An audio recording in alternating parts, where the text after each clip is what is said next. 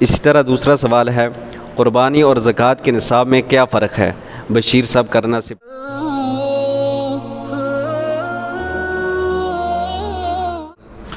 بشیر صاحب، آپ کا جو سوال ہے کہ قربانی اور زکوٰۃ کے نصاب میں کیا فرق ہے، یاد رکھیے قربانی میں بھی صاحب نصاب ہونا واجب ہے، ضروری ہے، اور زکوٰۃ میں بھی کہ صاحب نصاب ہو پھر ان پر قربانی اور زکوٰۃ واجب ہوگی۔ لیکن فرق یہ ہے کہ زکوٰۃ پر جو ہے وہاں سال کا گزرنا شرط ہے، یعنی اگر آج 1 تاریخ ہے، سال کی پہلی تاریخ، تو یہاں سے اگر آج آپ کے پاس 1 لاکھ روپے ہے تو سال کے اختتام پر بھی آپ کو آخر میں 1 لاکھ ہونا چاہیے، پھر آپ پر زکوٰۃ واجب فرض ہے۔ لیکن جو